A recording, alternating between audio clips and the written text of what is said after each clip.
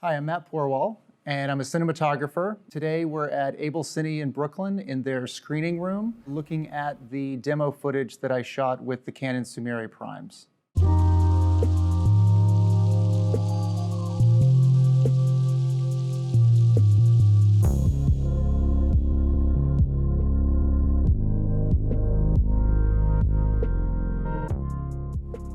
This film is primarily shot at night. One of the nice attributes about these lenses, obviously, is how fast they are. So we pretty much shot the entire thing wide open, and that's where these lenses really sing.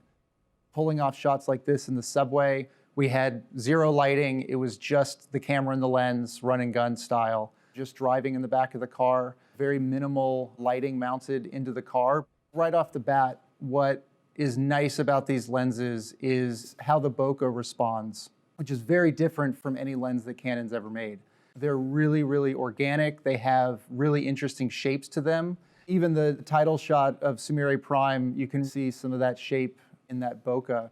These lenses have so much character that any little movement just gives so much dynamic traits to the shot. You can see here as the subway's going over the bridge, the shape of the out of focus elements from the edge of frame into the center are just drastically different. And all of this really helps keep your shots alive.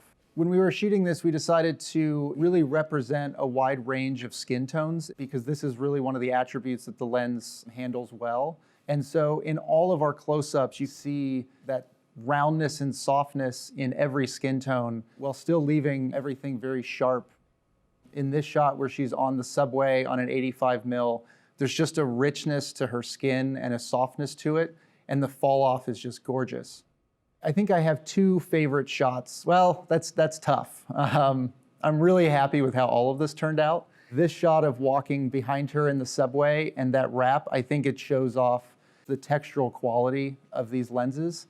I really love this shot of the gentleman in the back of the car and just that wrap and the way that those lights out the window shift and morph is just really, really interesting. My other favorite shot is this pull-out of the gentleman at the bar and just the way that the glasses behind him just take on this really rich, colorful, kind of strangely shaped out of focus element I think that you can't get with just standard spherical lenses.